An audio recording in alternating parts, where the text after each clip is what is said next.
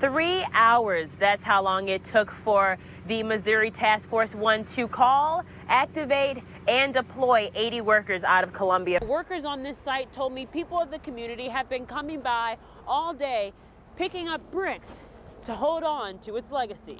And if you take a look behind me at the stairs just outside of the building, the gravel outside of the building is already starting to shift. The addition will prevent drivers traveling south on College Avenue from turning left on the two streets behind me. That's Rosemary Lane and Wilson Avenue in the East Campus neighborhood. In a few months, this building will house business resources and training services for entrepreneurs in mid-Missouri.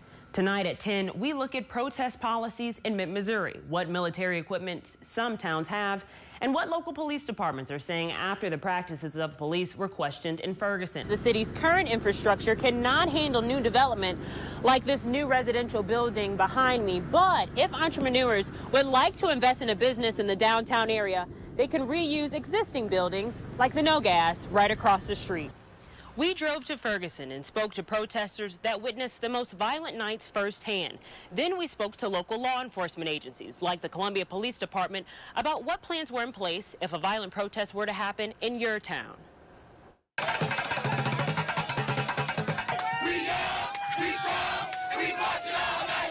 I was scared, I was nervous, I was scared for my children. It got angrier, it got louder, it got more aggressive.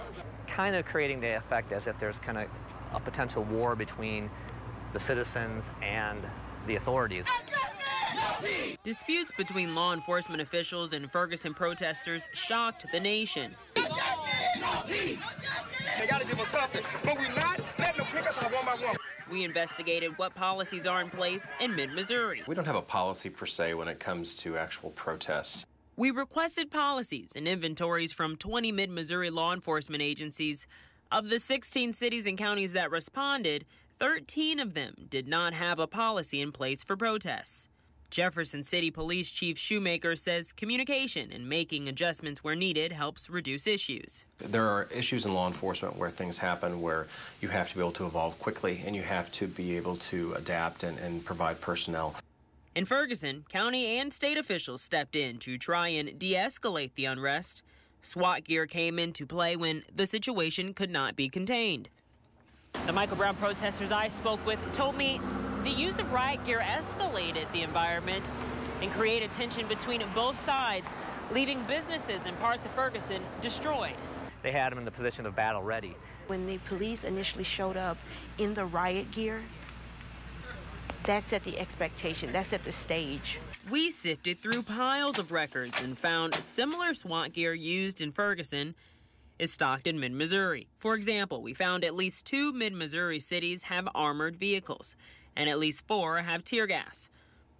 All of the gear and the equipment utilized is strictly safety. It's safety for the officers involved, it's safety for the suspect involved, and for all of the residents in the surrounding area that's being impacted. Columbia police say it may look militaristic, but protection is the main priority. You would want to be fully protected just as much as I think you would want your officers to be protected. In Cole County, the policy in place is under revision, saying, quote, "We are currently reviewing it due to recent events." We got our hands on a 12-page policy from the city of Sedalia with guidelines to protect life, property, and First Amendment rights, and claim to use tear gas with the utmost caution. Jefferson City says without a policy, the approach must be clear. We have to prepare adequately for the what-ifs anymore with demonstrations, and I think every law enforcement agency across the country has to prepare for that. No agency is completely prepared for anything that could possibly ever happen. It's impossible. Ferguson protesters hope police will consider Ferguson when planning for the future. We also have, I think, a really good case study for other cities and government, what to do, how to handle these situations. So if they are not already preparing for things like this, they should. The Justice Department is currently investigating the practice of police in Ferguson.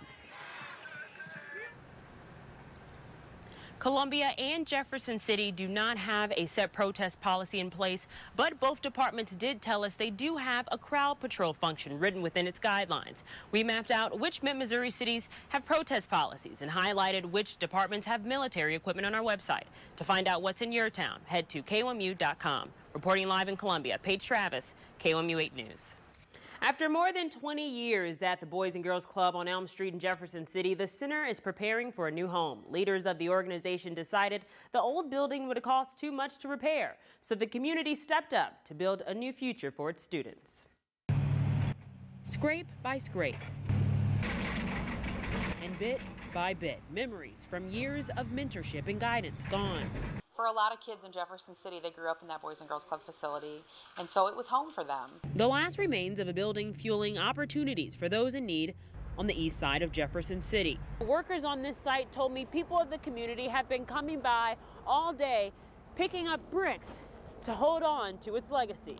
It feels like I'm at home. A legacy club executive director Stephanie Johnson says will grow. But the club isn't gone for good. It has a new home on Lincoln University's campus. For children to be able to grow up on a college campus will really open their eyes to the potential for their own future. Johnson says the new facility will provide students with more resources and will house more than 300 students. I'm excited about the new Boys and Girls Club. It's sad that they took down the old one. It was my favorite place. Every time I went there, I always got used to it every time I go there, and I just love that place. Isn't he adorable? Lincoln University donated land to the Boys and Girls Club of Capital City for the project. The center set a goal to raise $2.2 million to complete the project.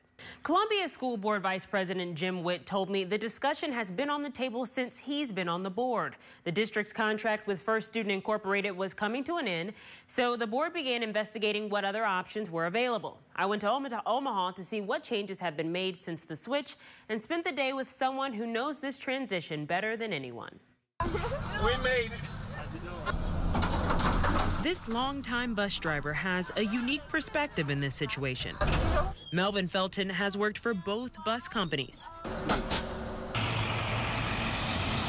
Columbia Public Schools spends more than $50 million on bus service. I think every so often it's good to rebid a major service like that, to see what else is out there, to see if there's any significant improvements that we can make. Witt says he'd like to see a change in the way transportation is run in Columbia.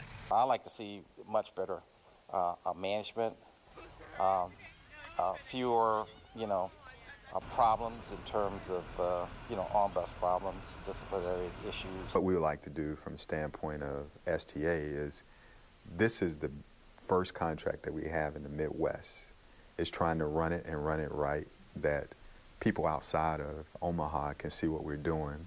New technology like GPS and Wi-Fi, ongoing training, and a new management style are all ways the company plans to enhance bus service in Columbia. In Omaha is where we met Felton. We line up. He drove for First Student Bus Services before switching to STA last year. He says there is more structure and closer attention to detail. The most important thing that I find different between STA and First Student, STA, their number one priority is safety, okay? I mean, hands down. They want you to be a conscientious, alert, aware driver, and their system is set up for that. He says another major difference he's seen is how the company stresses student management. Get to know your kids, let your kids get to know you. Let them get to know your temperament, what they can expect, what not to expect. You're driving a kid every day for a solid school year, and, relationship is important. Felton plans to continue driving for STA and is considering a management position. The Columbia Public School Board finalized the contract at its meeting tonight. First Student told KOMU 8 News it regrets the district's decision to choose a different provider, but it was an honor serving in Columbia. The company hopes to submit a proposal in the future. Missouri now has its first Ebola testing laboratory in the state. Good evening, I'm Paige Travis. Governor Jay Nixon announced the new lab today. The Boone County Democrats organization hosted a debate on Proposition 2 this afternoon, a proposition which would significantly change the overhead cost of new construction. Welcome back. Millions of Americans dream of getting more sleep, but how much do you really need? Warrensburg reaffirmed today women are not allowed to breastfeed near or in a pool, and some people say that's illegal. Roots and Blues began today at Stevens Lake Park. The festival will have live performances from Los Lobos and Blackberry Smoke tonight. So we asked you on our Facebook page who you were most excited to see perform. It's not that much pool opportunity, but this weekend I think there will be. And you know what? I know it's the end of July, but like I said, we can't be too stingy. We've had it pretty nice for the majority of the month, so I'm not complaining. I hope it doesn't rain because then we can't get into the pool. See, I hope it does rain because we really need it. Okay. We're starting to get into the drought area. We're almost 3 inches actually below where we should be for the year. So we do need the rain. Maybe not the thunderstorms. We can do without that. But I would like a little bit of rain. I agree. But My again, basil flowers are dying currently, so I guess I could go for some rain too. Thanks, Kenton. Yeah. We'll be right back.